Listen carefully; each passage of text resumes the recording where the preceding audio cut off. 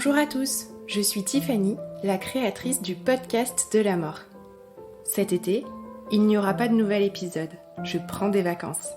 Mais avant de partir, je vous ai réservé une petite surprise.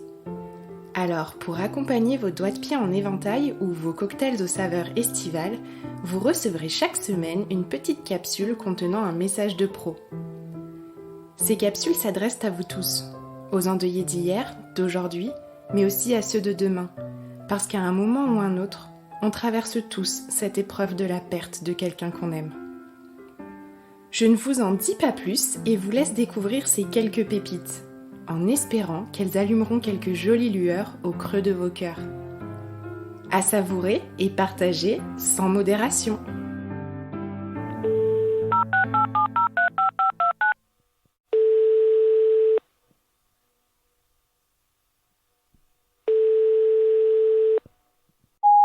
Bonjour, vous êtes bien sur le répondeur du podcast de la mort.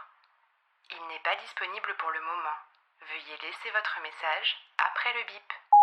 Je suis Adeline et je suis psychologue dans le champ des soins palliatifs depuis 20 ans. Dans mon travail, j'accompagne des personnes malades tout au long de leur parcours de soins et jusqu'à la fin de leur vie. J'accompagne aussi leurs proches pendant la maladie et après le décès, c'est-à-dire sur le chemin du deuil. Je voulais dire quelques mots à ceux qui vivent la perte, mais aussi à ceux qui soutiennent une personne endeuillée. Chaque deuil est unique. Il est à l'image de l'histoire du lien avec la personne décédée. Toutefois, il y a aussi un aspect universel dans ce long chemin, ce long voyage. Je veux vous dire que vous n'allez pas faire votre deuil. Cette phrase que l'on entend beaucoup trop suppose qu'il y a un début et une fin. Or, c'est plus complexe que cela. Nous vivons toujours avec nos morts, mais nous apprivoisons petit à petit la souffrance et leur absence. Non, vous n'allez pas faire votre deuil, mais plutôt être traversé par lui, par des émotions parfois contradictoires, portées par des vagues, sans vraiment maîtriser ce courant qui vous emmène, et en luttant par instants contre lui. Comme une feuille à la surface d'une rivière, parfois les courants sont forts, parfois un rocher bloque la feuille un temps avant qu'elle ne reprenne sa route. Je veux vous dire aussi que la souffrance de l'absence n'est pas forcément la plus forte dans les premiers mois, et il peut y avoir du découragement quand, après 8 ou 10 mois, la douleur est encore intense et que l'on peut avoir l'impression que plus jamais on ne cessera de souffrir. Les amis, les proches sont retournés à leur vie, on est un peu moins soutenu, et pourtant c'est peut-être à ce moment-là qu'on en aurait le plus besoin. Mais heureusement, petit à petit, au fil des mois, après le premier anniversaire de décès le plus souvent, il y a des périodes de répit, des phases plus douces. Un autre message que je voudrais vous transmettre est de vous faire confiance. Personne d'autre ne sait mieux que vous ce qui est le mieux pour vous.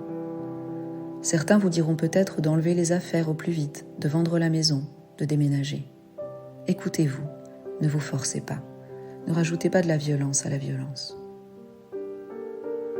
Je vais aussi vous dire que vous vivrez peut-être des expériences qui vous sembleront étranges, surtout si vous viviez au quotidien avec la personne décédée.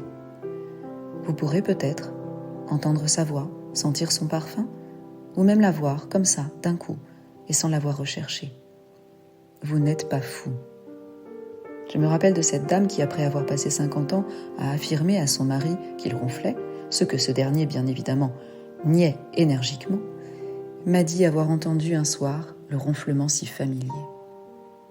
Une autre a senti la caresse de la main de son mari sur sa joue, geste très intime et symbolique pour eux.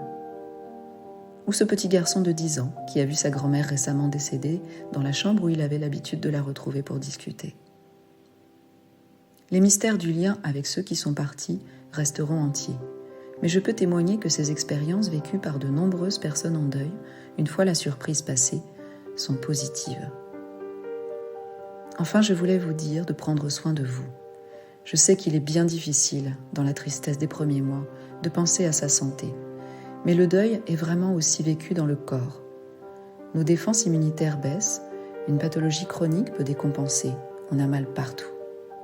Là, nos proches peuvent nous aider à penser aux examens à réaliser, nous accompagner chez le médecin, ou nous offrir par exemple un massage ou une séance d'ostéopathie.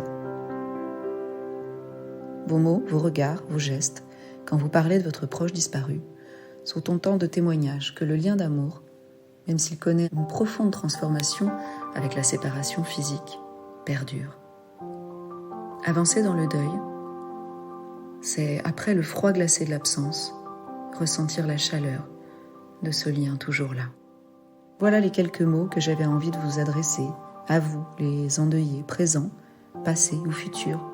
Nous avons tous été ou serons tous un jour confrontés à la perte. Vous accompagner au quotidien me fait grandir.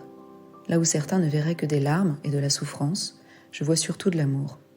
Merci à Tiffany de me permettre de vous les adresser.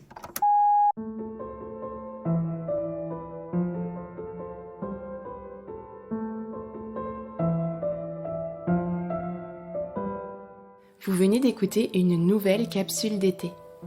J'espère que ce partage aura su allumer une petite lueur sur votre chemin.